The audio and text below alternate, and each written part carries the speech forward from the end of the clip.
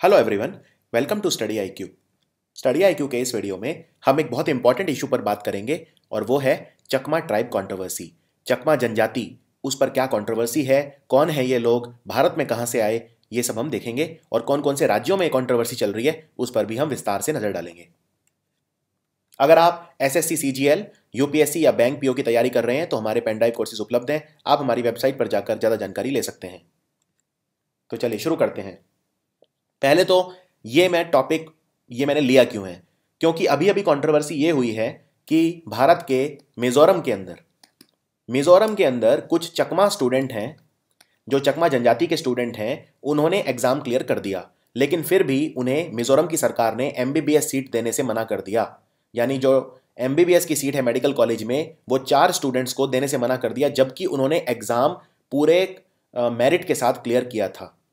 इस बात से नाराज होकर केंद्र सरकार ने मिजोरम में जो मेडिकल सीट्स हैं उनका नंबर कम कर दिया है। तो मिजोरम और केंद्र सरकार के बीच में ये थोड़ा सा टसल चल रहा है। तो ये कंट्रोवर्सी है, लेकिन इसकी पृष्ठभूमि आपको समझनी पड़ेगी ये जानने के लिए कि चकमा है कौन और ये सब क्यों चल रहा है। भारत के जो उत्तर पूर्वी राज्य हैं, हम उनके बारे में ज़्यादा चर्चा नहीं करते और ये हमारी अपनी खुद की गलती है। हम सिर्फ जो हिंदी बेल्ट है उस पर फोकस करते हैं, हमें पता ही नहीं पूरे और जो भारत में वो चल क्या रहा है, दक्षिण भारत में क्या चल रहा है, उत्तर पूर्वी भारत में क्या चल रहा है।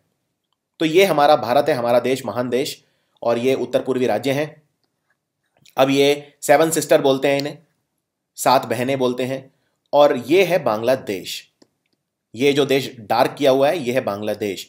अब बांग्लादेश की जो शेप है वो ध्यान से देखिए, ये शेप है बांग्लादेश की, ये हो गया। और साइड में ये वाला जो एरिया है ये पहाड़ी एरिया है, जो एक छोटे से स्ट्रिप ऑफ लैंड से जुड़ा हुआ है। तो बांग्लादेश की जो आकृति है वो समझनी बहुत जरूरी है, तब आप ये पता कर पाएंगे कि कौन कौन से राज्य से भारत के बांग्लादेश जुड़ा हुआ है। तो जो भी मैंने यहां लाल रंग में शेड किया है ये है बांग्लादेश की बाउंड्री।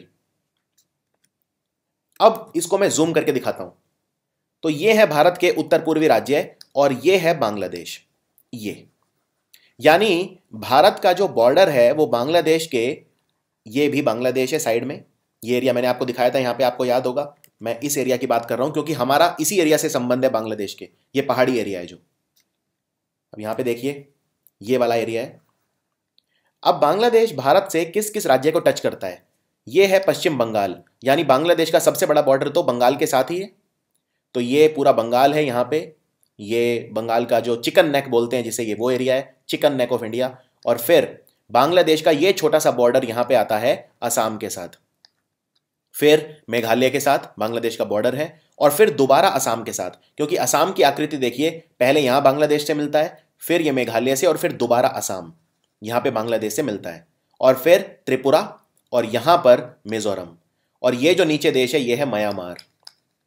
ये बर्मा बोलते थे पहले इसे, अब इसे बोलते हैं म्यांमार। तो बांग्लादेश की बाउंड्री एक बार फटाफट देख लेते हैं। बंगाल, उसके बाद असम, मेघालय, दोबारा असम, फिर त्रिपुरा, और फिर मिजोरम। ये बहुत जरूरी है। और ये है बांग्लादेश। अब बांग्लादेश में कौन कौन से इंपॉर्टेंट डिवीजन हैं, कौन कौन से डिस्ट्रिक्ट हैं, स्टेट हैं? तो ये बांग्लादेश के बिल्कुल सेंटर में है ढाका, ये है रंगपुर, राजशाही, खुलना, नीचे है बरिशाल, चिटागोंग, और ये चिटागोंग जो है ये पूरा पीछे तक एक्सटेंड करता है। ये है सिलहेट डिवीजन। अभी जो चिटागोंग है ये सबसे एंड में है, और ये वाला जो एरिया है बांग्लादेश का जो पहाड़ी इलाका है ये चिटागोंग का हिस्सा है। तो ये चिटागोंग पूरा है, यहां से ये पूरा चिटागोंग है, और ये वाला एरिया है पहाड़ी एरिया, इसे बोलते हैं चिटागोंग हिल ट्रैक्ट, यानी कि चिटागोंग का पहाड़ी इलाका। इसमें ये ज्यादा क्लियर है। इसमें देखिए ये है चिटागोंग हिल्स, ये पूरा ये चिटागोंग हिल्स हैं, और ये 3 इंपॉर्टेंट डिस्ट्रिक्ट हैं, कागराचारी, रंगामती और बंदरबान। अब आपको इसमें एकदम क्लियर नजर आ जाएगा कि चिटागोंग की पहाड़ियां जो हैं, चिटागोंग हिल ट्रैक्ट बोलते हैं, वो यहां पे हैं। और चकमा से ये रिलेटेड कैसे हैं? क्योंकि चकमा यहीं पर रहते थे।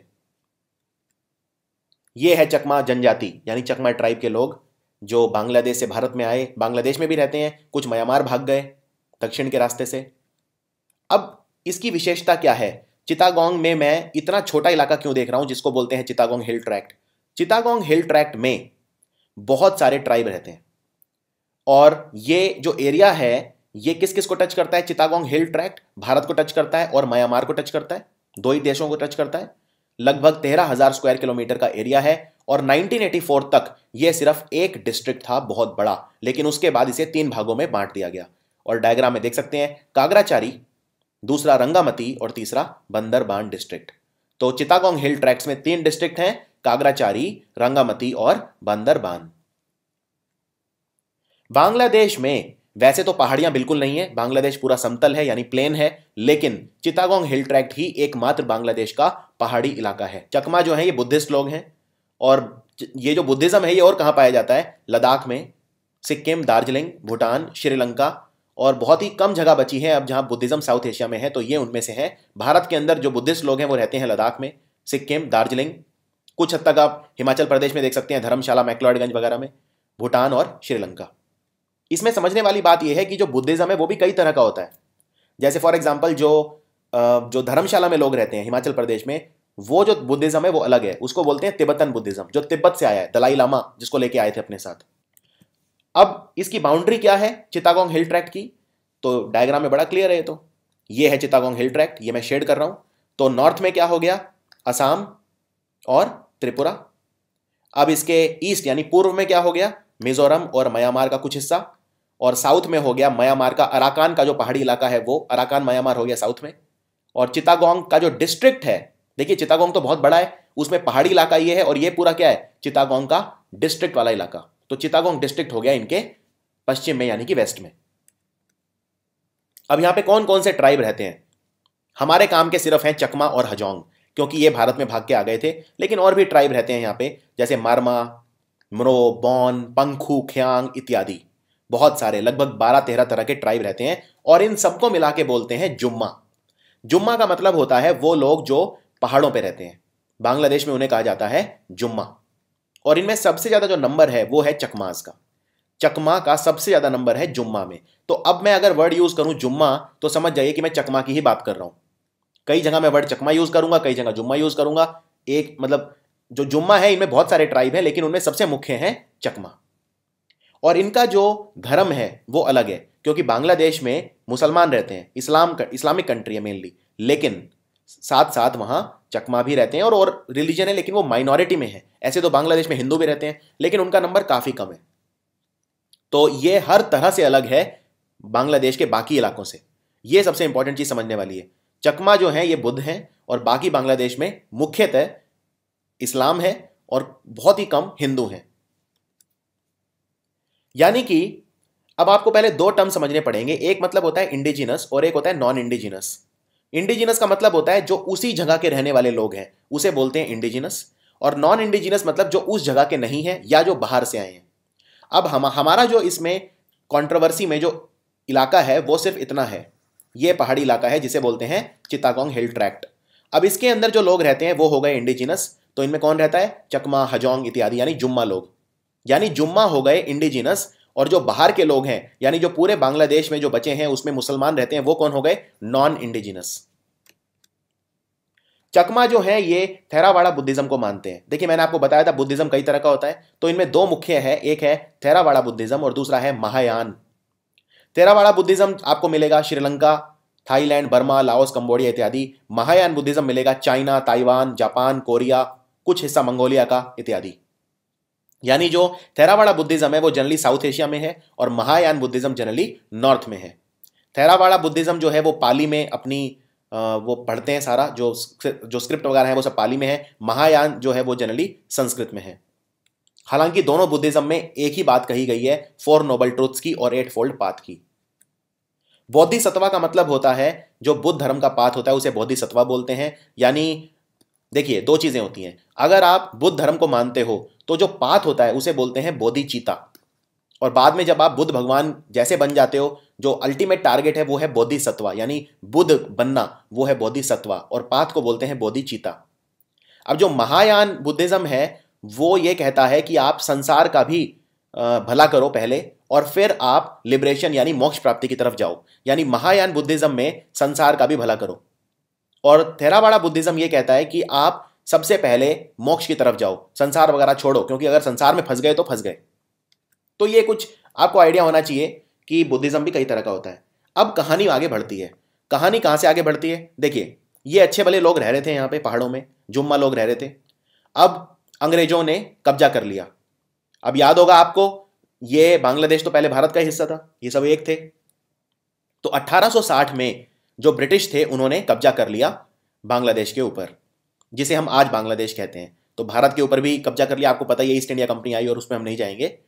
और ब्रिटिश ने यहां पर एक रेगुलेशन साइन किया जिसका नाम है CHT रेगुलेशन। यानी ब्रिटिशर्स ने यह कहा कि ये जो लोग पहाड़ों पे रह रहे हैं यहां पर इनको हमें स्वतंत्रता देंगे। यानी बाहर के जो आउटसाइडर हैं, आउटसाइडर मतलब नॉन इंडिजिनस, जो इस्लामिक कंट्री, इस्लामिक जो लोग हैं बांग्लादेश के दूसरे हिस्सों में, वो इस एरिया में नहीं आएंगे। ये था CHT रेगुलेशन। यानी एक तरह से ब्रिटिशर्स ने फेवर किया इनकी स्वायत्ता को, पहाड़ी एरिया में जो जुम्मा रहते हैं उनकी स्वायत्ता को, ऑटोनॉमी को। इनफैक्ट 1860 से लेकर 1947 में अंग्रेज चले गए, आजादी मिल गई थी भारत को। तो 1860 में जब वो आए और 1947 से इतने पूरे एरिया में ये एक एक्सक्लूडेड एरिया था और जो जुम्मा लोग थे वो अपनी पूरी शांति से रह रहे थे और किसी का दखल अंदाजी नहीं थी। यानी इनकी जो अपनी सोशियो कल्चरल आइडेंटिटी है वो बरकरार रही। तो 1900 की जो CHT रेगुलेशन थी उसने एक तरह से जुम्मा लोगों के लिए सेफ गार्ड का काम किया, उनको बचाने का काम किया और उनकी स्वायत्ता को बचाने का काम किया। और सबसे इंपॉर्टेंट चीज ये हुई कि जो बाकी बांग्लादेश के इस्लामिक लोग हैं वो इस एरिया में नहीं आ पाए। एक और इंपॉर्टेंट चीज ब्रिटिशर्स ने कही थी वो ये कि यहां पे जो जमीन है वो किसी और को नहीं दी जाएगी। यानी जो जुम्मा लोगों की अपनी जमीन है वो इन्हीं के पास रहेगी, कोई भी यहां पे जमीन नहीं खरीदेगा। जमीन जो है वो सिर्फ इसी एरिया के इंडिजिनस लोगों के लिए है। लेकिन बाद में कहानियां बदल गई। देखिए 1947 में पार्टीशन हो गया। अब जब पार्टीशन हो गया तो 2 नेशन थ्योरी आ गई, या तो आप हिंदुओं के साथ जाइए या मुसलमानों के साथ जाइए। पाकिस्तान बना। तो चकमा जो है, ये जो पूरा एरिया था CHT का, इसमें जितने भी ट्राइब रहते हैं, चकमा बुद्धिस्ट हैं और जो बाकी हैं वो भी कुछ बुद्धिस्ट हैं, कुछ दूसरे हैं। लेकिन टोटल CHT एरिया में 97% तक नॉन मुस्लिम थे, मुसलमान समुदाय के लोग नहीं थे। यानी ये किसके साथ जाना चाह रहे थे? इंडिया के साथ जाना चाह रहे थे। कौन से एरिया के? CHT के। परंतु उस वक्त का अगर हम बांग्लादेश देखें तो जो ये एरिया है CHT वाला, ये सिलहट का हिस्सा था। तो अगर रेफरेंडम कराया गया कि भाई सिलहट को किसके पास जाना है, बड़े एरिया में कराया गया, तो सिलहट जो था ये मुस्लिम बहुल एरिया था। तो इन्होंने कहा हम पाकिस्तान के साथ जाएंगे। चकमा के जो लोग थे ये भारत भी आए और उस वक्त हमारे एक्टिंग जो इंटरिम प्राइम मिनिस्टर थे वो थे नेहरू जी और होम मिनिस्टर थे गृह मंत्री वल्लभ भाई पटेल जी। इनसे मिले और जवाहरलाल नेहरू और वल्लभ भाई पटेल ने कहा कि हम आपको आश्वस्त करते हैं कि CHT भारत का ही हिस्सा बनेगा। परंतु सिलहट जो है, देखिए 1905 में आपको याद होगा बंगाल को बांट दिया था लॉर्ड कर्जन ने, धर्म के आधार पर बांटा था, पार्टीशन ऑफ बंगाल हुआ था। तो उस वक्त सिलहट जो था असम से अटैच कर दिया था। आप जानते हैं, मैंने आपको डायग्राम दिखाया था, सिलहट असम से अटैच कर दिया था और जो CHT है ये सिलहट का पार्ट था। अब रेफरेंडम कहां पे हुआ? रेफरेंडम हुआ सिलहट के अंदर और सिलहट में मुस्लिम ज्यादा है टोटल ओवरऑल। CHT तो छोटा इलाका है ना, तो इन्होंने कहा हम तो पाकिस्तान के साथ जाएंगे। तो चकमा फंस गए अब, क्योंकि CHT वालों को किसके साथ जाना पड़ा? पाकिस्तान के साथ। अब जो बाउंड्री कमीशन था, आपको याद होगा रेडक्लिफ लाइन आपने सुनी होगी, तो ये एक जज थे सिरिल रेडक्लिफ। इन्होंने, ये बाउंड्री कमीशन के अध्यक्ष थे, हेड थे, और इन्होंने फिर चकमा को पाकिस्तान में भेज दिया। पाकिस्तान का हिस्सा बन गया, हम इसे कहने लग गए ईस्ट पाकिस्तान। अब ये इसलिए भी किया गया था क्योंकि भारत को मिल गया था कैलकाटा पोर्ट और पाकिस्तान को इसीलिए चिटागोंग पोर्ट देना था। तो अल्टीमेटली मोटी बात यह है कि अब चकमाज पाकिस्तान का हिस्सा थे, ईस्ट पाकिस्तान। चकमा जो थे वो इस बात से खुश नहीं थे क्योंकि वो भारत के साथ आना चाहते थे, क्योंकि यहां पे 97% मुसलमान नहीं थे। CHT एरिया की बात हो रही है। इन्होंने भारत का ध्वज फहराया रंगामती पे, जो उस वक्त भी और आज भी CHT का सबसे बड़ा टाउन है। बाउंड्री कमीशन के जो रिकमेंडेशन थे वो सीक्रेटिव रखे गए थे। जो रेडक्लिफ कमीशन था उसके जो रिकमेंडेशन थे वो सीक्रेट रखे गए थे। तो इन्हें बाद में पता चला, इन्होंने पहले ही वहां भारत का झंडा फहरा दिया। उसके बाद क्या हुआ, जब इन्होंने बांग्लादेश जो जिसे हम आज बांग्लादेश कहते हैं वहां पे भारत का झंडा फहरा दिया, तो इन्हें ट्रेटर माना गया, यानी गद्दार माना गया पाकिस्तान अथॉरिटी के द्वारा, क्योंकि ये पाकिस्तान ईस्ट पाकिस्तान का हिस्सा था। तो जब इन्होंने भारत का झंडा फहराया तो 21 अगस्त को 6 दिन बाद ही पाकिस्तान ने वो झंडा हटा दिया और इनको गद्दार और बिट्रेयर घोषित कर दिया। तो जो ईस्ट पाकिस्तान की सरकार थी वो इनसे बहुत ज्यादा नफरत करने लगी। इन्होंने, पाकिस्तान ने क्या किया, ईस्ट पाकिस्तान ने इनको एक्सक्लूडेड ग्रुप की बजाय ट्राइबल ग्रुप में ले आए। इसका मतलब ये है, देखिए ब्रिटिश के टाइम क्या था, ब्रिटिश के टाइम याद ये था कि सीएचटी एरिया में इनकी जो जमीन है वो कोई भी नॉन इंडिजिनस को नहीं जाएगी। दूसरी बात, इस एरिया में दूसरे लोग नहीं आएंगे, तो इनको सेफ गार्ड किया हुआ था ब्रिटिशर्स ने। लेकिन पाकिस्तान ने क्या किया, इनका जो एक्सक्लूडेड ग्रुप का स्टेटस था उसको चेंज कर दिया ट्राइबल ग्रुप में। इस हरकत के बाद क्या हुआ, यहां पे दूसरे एरिया के लोग आने स्टार्ट हो गए। अब जो बांग्लादेश के मुसलमान वगैरह हैं वो इस एरिया में आने स्टार्ट हो गए, और चकमा और हजोंग जो मेन जो दो ट्राइब हैं उनको यहां से निकालना स्टार्ट कर दिया। एक और बहुत इंपॉर्टेंट चीज हुई यहां पे, ईस्ट पाकिस्तान ने यहां पे बनाया Kaptai hydro electric power project. This is the most important factor. अगर आप कहें कि ट्रिगर किस चीज ने करा, तो इसने करा। देखिए Kaptai hydro electric power project क्या था, यह 1962 में कमीशन हुआ था, और इस डैम के बनने की वजह से, देखिए जब भी कोई डैम बनता है, बांध बनता है, तो आपको एक जमीन चाहिए होती है पानी रोकने के लिए, और उस जमीन पे नदियों के किनारे जो है हमेशा कोई ना कोई लोग जरूर रहते हैं। जैसे हमने भारत में देखा, जब नर्मदा डैम बना था तो वहां पे बहुत सारे लोगों को वहां से हटाना पड़ा था, क्योंकि जो आदिवासी समुदाय के लोग होते हैं, जो ट्राइबल होते हैं, वो जनरली नदियों के किनारे रहते हैं। तो कप्ताई जब डैम बना तो वहां से लोगों को हटाया गया। तो उनमें कौन हटा, चकमा, हजोंग, जो जुम्मा थे वो हट गए। 1 लाख ट्राइबल पीपल को वहां से हटाया गया डैम बनाने की वजह से, और इनमें 70% थे चकमा। अब चकमा जाए तो जाए कहां, अगर वो बांग्लादेश के दूसरे हिस्सों में जाएंगे जो मुसलमान बहुल इलाके हैं तो ये मार दिए जाएंगे। तो इसलिए ये जान बचा के इन्होंने भागना शुरू कर दिया इधर उधर। और जो ये कप्ताई हाइड्रो इलेक्ट्रिक पावर की वजह से यहाँ पे जो लेक बनाया गया, जो डैम बनाया गया, इसलिए इसको ये कहते हैं लेक ऑफ टीयर। जो चकमा कम्युनिटी है चिटागोंग की, वो कप्ताई रिजर्वायर को क्या बोलती है, लेक ऑफ टीयर, आंसुओं की झील। यानी कि चकमा जो है अब जान बचा के अपनी भागने लगे वहां से, क्योंकि जो मुसलमान हैं दूसरे एरिया के बांग्लादेश के, वो इस एरिया में आने लगे। अब ये जान बचा के कहां भागे, ये जान बचा के भागे उस वक्त असम का लुशाई हिल डिस्ट्रिक्ट था, जिसे हम आज मिजोरम बोलते हैं, ये वहां भागे। भारत ने, क्योंकि वहां उनकी बहुत बुरी हालत थी, उनको एंट्री देनी शुरू कर दी। तो ये डैम कब बना था, 1962 में कमीशन हुआ था। 1964 में, यानी 62 से 64 ये इंडिया में आने लगे, और 1964 में विष्णु सहाय जो उस वक्त असम के गवर्नर थे, उन्होंने ये फियर किया, उनका डर ये था कि जो मिजो ट्राइब थी, उस वक्त तो मिजोरम बना नहीं था, तो असम में ही रहती थी मिजो ट्राइब, क्योंकि मिजोरम असम का हिस्सा था। तो मिजो ट्राइब से इनका क्लैश होगा, एथनिक क्लैश, ये बाहर के लोगों को नहीं अपनाएंगे। तो इन्होंने कहा, विष्णु सहाय ने वहां की गवर्नमेंट को ये एडवाइस दिया कि जो भी चकमा असम में आ रहे हैं, हम उनको भेज देते हैं नॉर्थ ईस्ट फ्रंटियर एजेंसी में, जिसको हम आज बोलते हैं अरुणाचल प्रदेश। तो यानी कि चकमा कहां कहां गए, चकमा सबसे पहले आए लुशाई हिल डिस्ट्रिक्ट में, यानी मिजोरम। उस वक्त इसको बोलते थे लुशाई हिल डिस्ट्रिक्ट ऑफ असम, आज बोलते हैं मिजोरम। मिजोरम से इनको कहां भेज दिया गया, असम के दूसरे हिस्सों में और अरुणाचल में। अब यहां तक क्लियर है चीज आपको। एक और इंपॉर्टेंट चीज हुई थी, जब ये डैम बना था, कप्ताई वाला जो डैम था, इसकी वजह से लगभग 22,000 हेक्टेयर उपजाऊ जमीन जो थी उस पर पानी आ गया था। इस वजह से भी चकमास को वहां से भागना पड़ा, क्योंकि ये इनमें से बहुत लोग खेती भी करते थे। अब खेती किस पे करेंगे, जमीन तो इनकी डूब गई इस डैम के बनने की वजह से। अब ये इंडिया में आने का जो प्रोसेस है ये चलता रहा, अरुणाचल में और जो सराउंडिंग एरिया है असम के, मिजोरम जिसे हम आज कहते हैं, वहां पे ये आते गए। 1964 से 69 के बीच में, यानी अगले 5 सालों में जो चकमा है, ये अरुणाचल के तिराप, लोहित और सुबानसिरी डिस्ट्रिक्ट के अंदर सेटल हो गए। अरुणाचल प्रदेश ने ऑफ कोर्स रजिस्ट किया, क्योंकि कोई भी नहीं चाहता कि बाहर के लोग वहां पे आएं और कंपटीशन करें। अरुणाचल ने प्रोटेस्ट किया, लेकिन अरुणाचल में उस वक्त कोई बहुत ही ज्यादा इलेक्टेड अच्छी पॉपुलर सरकार नहीं थी। इस वजह से जो वहां के लोग थे, इंडिजिनस पीपल थे अरुणाचल के, उनकी बात किसी ने ज्यादा नहीं सुनी। लेकिन उसके बाद जब पानी सर से ऊपर चला गया, क्योंकि चकमा जो थे वहां पे आते गए, और वहां पे अरुणाचल में स्टूडेंट यूनियन बनने स्टार्ट हो गए। और वो स्टूडेंट यूनियन ये बोले कि ये जो लोग हैं ये फॉरेनर है, बाहर के हैं। तो एंटी फॉरेनर मूवमेंट स्टार्ट हो गया पूरे स्टेट के अंदर। और जब एक स्टेट में स्टार्ट हुआ, तो आप जानते हैं कि जो ये 7 स्टेट है नॉर्थ ईस्ट के, इनमें सब में फैल गया, एक चिंगारी की तरह फैला पूरे नॉर्थ ईस्ट के अंदर। एंटी चकमा प्रोटेस्ट होने लगे।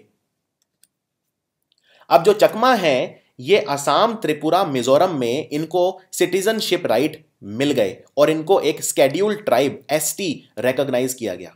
मैं रिपीट करता हूं, असम में, त्रिपुरा में और मिजोरम में जो ये गए थे, वहां पे इन्हें एसटी का दर्जा दे दिया गया। लेकिन प्रॉब्लम ये हुई, अब जो वहां के खुद के एसटी थे, उनकी जो रिजर्वेशन थी वो अफेक्ट हो गई इससे।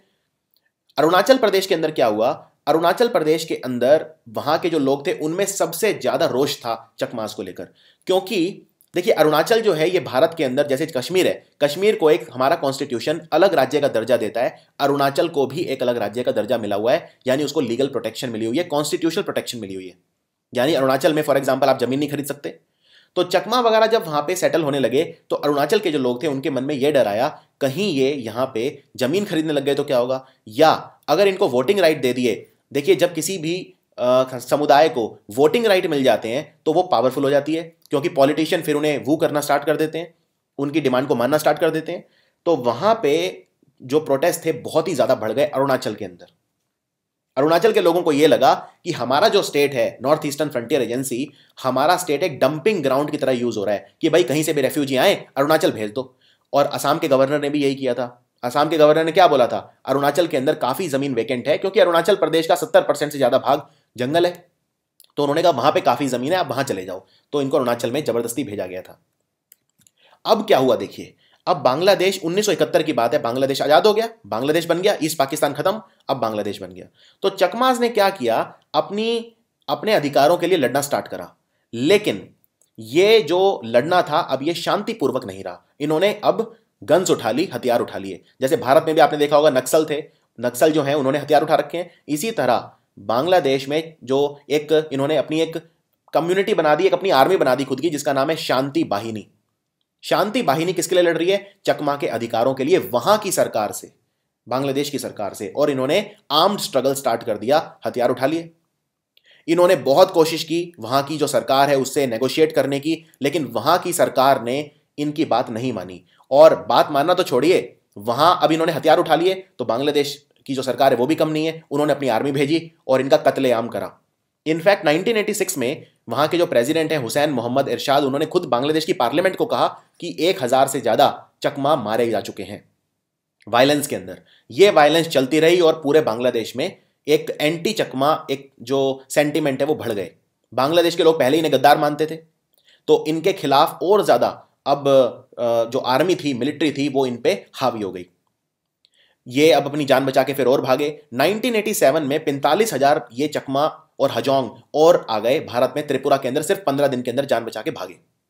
और ये यहाँ पे जो शिविर हैं, रेफ्यूजी शिविर वगैरह, उनमें जो स्टेट गवर्नमेंट है उन्होंने उनको रखा।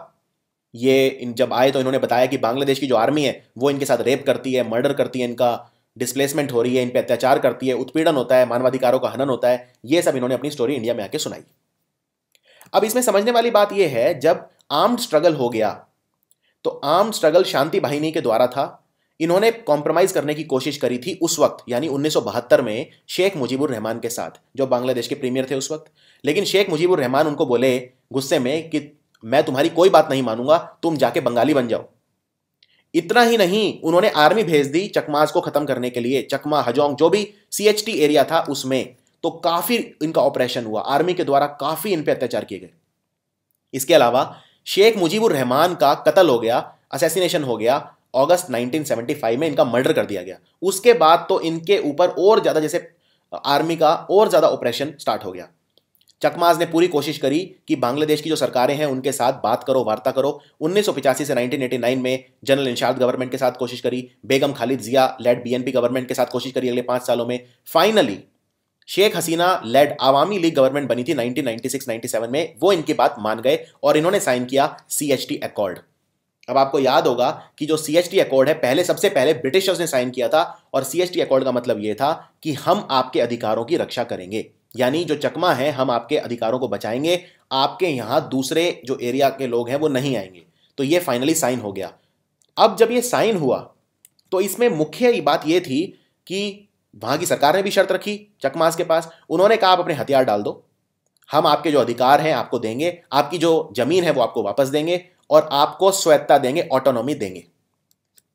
तो पीसफुल रहा थोड़े टाइम, लेकिन एक और इस बीच चीज ये हुई कि इससे पहले ये इन्होंने 97 में वहां साइन की, जो चकमा और हजोंग भारत में थे, सुप्रीम कोर्ट ने अपना ऑर्डर दे दिया कि उन्हें इंडियन गवर्नमेंट जो है वो सिटीजनशिप देगी, भारत की नागरिकता देगी। लेकिन आज तक ये इंप्लीमेंट नहीं हुआ है।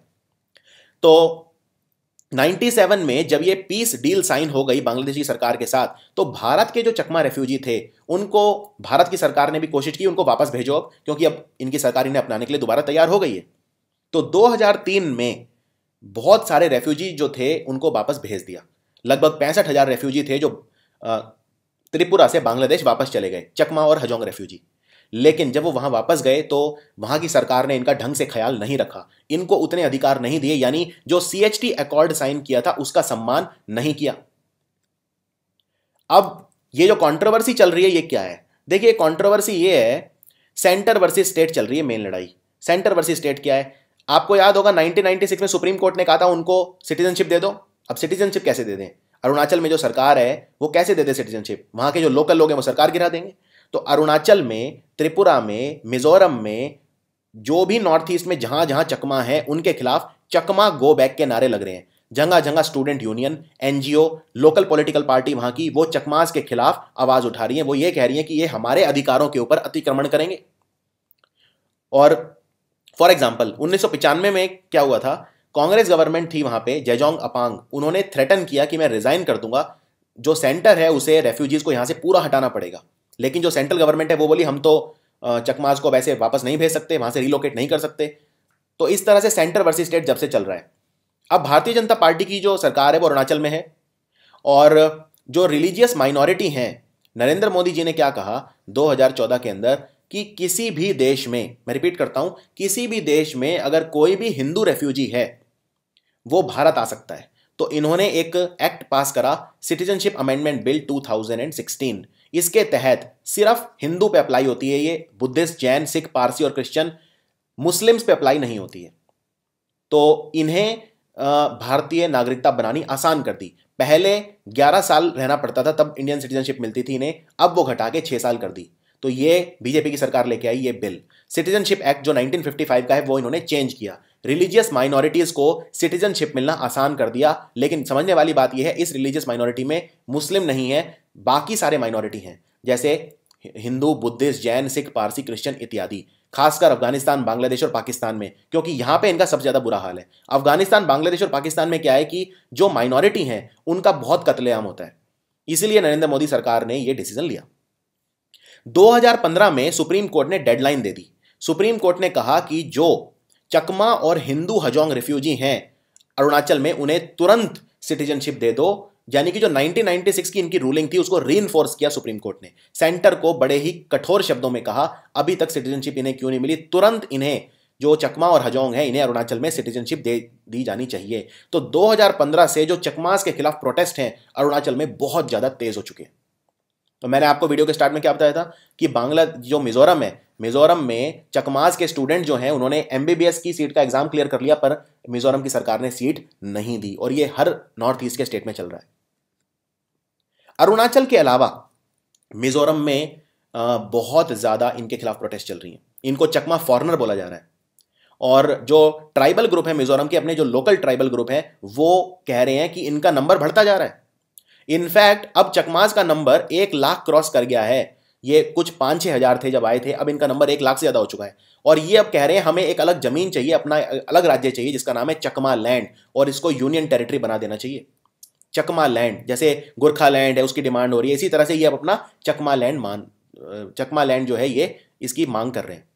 तो बहुत सारे चकमा हैं अरुणाचल में अभी जो पड़े हुए हैं, शिविरों में पड़े हुए हैं, उनकी हालत बहुत ख़राब है। ना उनके पास एजुकेशन है, ना हेल्थ केयर है, ना कोई ज़मीन के अधिकार हैं, बहुत मिजरेबल कंडीशन है। और वहाँ की जो लोकल ट्राइब है उनसे उनकी कन्फ्लिक्ट चल रही है। तो सेंटर वर्सेस स्टेट लड़ाई चल रही है। ये है चकमा कंट्रोवर्सी पूरी।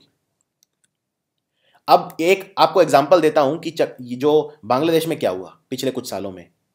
आपको मैंने बताया था कि ये जो पहाड़ी एरिया है CHT, इसके अंदर 97% लोग नॉन मुस्लिम है। ठीक है, बांग्लादेश में सेंसस हुआ 2011 में। बांग्लादेश के सेंसस में यह पता चला कि CHT में जो पॉपुलेशन है वो है 16 लाख। 16 लाख में से 8.4 लाख हैं यहाँ पे जुम्मा, जिनमें चकमा, हजोंग वगैरह ये सब है, और 7.5 लाख है मुस्लिम। यानी आज 50-50 हो चुका है यहाँ पे ऑलमोस्ट। ये देखिए ऑलमोस्ट 50-50, यानी यहाँ पे जो मुस्लिम इन्वेजन है बहुत ज़्यादा हो चुका है। और जो भी पूरे बांग्लादेश से जो मुस्लिम है जो इस एरिया के अंदर आए हैं, उन्होंने यहाँ पे बहुत ज़्यादा लोकल कम्युनिटी को ऑप्रेस किया है, उनके अधिकार छीने हैं, उनका कत्लेआम किया है, मानवाधिकारों का हनन हुआ है और बहुत ज़्यादा ऑपरेशन हुआ है। यानी इंडिया में इनकी हालत वैसे ही खराब है, चकमा की, अरुणाचल में, मिजोरम में, त्रिपुरा में, वहां कह रहे हैं इन्हें वापस भेजो, और बांग्लादेश में जा नहीं सकते क्योंकि वहां इनका कत्लेआम हो जाएगा। तो इसलिए ये जो ट्राइब है आज भी अपने वजूद की तलाश में है। तो अगर मुझे आंसर राइटिंग के लिए समअप करना हो तो बांग्लादेश में क्या प्रॉब्लम हो रही है इनके साथ? बांग्लादेश में प्रॉब्लम ये हो रहा है कि जो सीएचटी एरिया है उसका इस्लामाइजेशन हो रहा है, वहां पे इस्लाम के लोग आके बस रहे हैं। एथनिक क्लेंजिंग हो रहा है, यानी कत्लेआम हो रहा है जो माइनॉरिटीज हैं बांग्लादेश में, चकमाज का, हजोंग का, जो भी माइनॉरिटी है नॉन मुस्लिम, उनका। सीएचटी अकॉर्ड जो साइन किया था शेख हसीना सरकार के साथ 1997 में, उसका उल्लंघन हो रहा है, उसको माना नहीं जा रहा है। और लैंड ग्रैबिंग चल रही है, यानी जमीन का अतिक्रमण चल रहा है मुस्लिम सेटलर्स के द्वारा, मिलिट्री के द्वारा, आर्मी के द्वारा। सीएचटी में जो लोग हैं, जो जनजातियां हैं, उनका शोषण हो रहा है। इंडिया के अंदर क्या इशू आ रहे हैं? चकमास के एथनिक क्लैशेस हो रहे हैं। जो लोकल पॉपुलेशन है नॉर्थ ईस्ट के, मिजोरम, अरुणाचल, असम, वहां के लोकल ट्राइब्स जो हैं उनको फॉरेनर की तरह मान रहे हैं, तो एथनिक क्लैश हो रहे हैं। जो एक्सेप्टेंस है इनकी नहीं हो पा रही लोकल ट्राइब्स के द्वारा, और इनका ओरिजिनल देश भी इन्हें स्वीकार नहीं कर रहा है। इनको कोई प्रॉपर केयर नहीं है, एजुकेशन नहीं है, कुपोषण का शिकार है, खाना नहीं मिल रहा प्रॉपर, और जो सेंट्रल गवर्नमेंट है वो उतना अच्छा पुश नहीं कर रही। फॉर एग्जांपल अभी जो किरण रिजिजू हैं, किरण रिजिजू ने ये कहा है अभी 7 दिन पहले कि अरुणाचल में हम इनको शेड्यूल्ड ट्राइब का दर्जा नहीं दे सकते क्योंकि वहां के जो लोकल ट्राइब है अरुणाचल के, वो इस बात को स्वीकृति नहीं देंगे। तो इस तरह से ये सेंटर वर्सेस स्टेट लड़ाई चल रही है। अभी मैं आपको फिगर अगर दूं, अरुणाचल में 7,000 चकमा रहते हैं, चकमा और हजोंग, उनमें से सिर्फ 1500 को सिटीजनशिप मिली है अरुणाचल में। ये लेटेस्ट फिगर है, 7,000 में से सिर्फ 1500। मिजोरम के अंदर तो इनका नंबर 1 लाख से ज्यादा है, और दूसरे असम वगैरह में भी बहुत है। तो ये थी पूरी चकमा कंट्रोवर्सी। आई होप अब आपको ये क्लियर हो गया होगा कि चकमा कौन है, कहां से आए, और पूरा इनका जो पृष्ठभूमि है वो क्या है। इस तरह से समझना टॉपिक को आसान हो जाता है। आपको अगर वीडियो अच्छा लगा तो अपने फ्रेंड्स के साथ भी शेयर करिए। Thanks for watching.